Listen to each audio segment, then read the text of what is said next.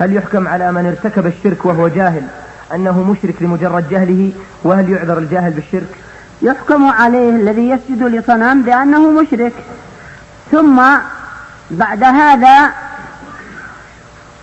هو تحت مشيئة الله، إن شاء الله عذره بجهله، كما ذكر هذا العلماء. وأحسن من تكلم على العذر بالجهل الشيخ محمد الشنقيطي رحمه الله تعالى في تفسيره أضواء البيان عند تفسير قول الله عز وجل: وما كنا معذبين حتى نبعث رسولا.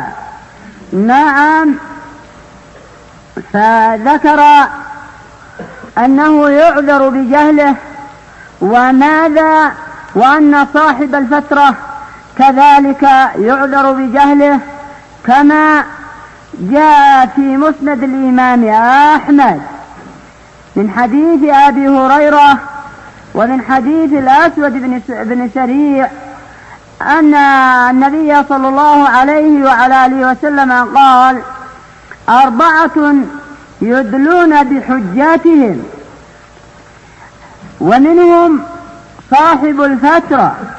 نعم، فيخرج الله سبحانه وتعالى أي في عرصات القيامة يخرج الله سبحانه وتعالى نارا فيقول: اقتحموها، فمن اقتحمها كانت عليه بردا وسلاما، ومن لم يقتحمها يقول الله سبحانه وتعالى: ها أنتم عصيتموني فأنتم لرسلي أشد عصيانا بغيا. أن هناك أدلة أن النبي صلى الله عليه وعلى آله وسلم يقول في عمرو بن لحي: رأيته يجر قصبه في النار. نعم، ويقول أيضا في أبي طالب، يقول في أبي طالب: إنه في ضحضاح من النار. فالشيخ محمد الأمين الشنقيطي رحمه الله تعالى يقول: من خصص فهو مخصص أي يدخل النار، مثل عمرو بن لحي وأبي طالب، وهكذا وهكذا أبوان النبي صلى الله عليه وعلى آله وسلم.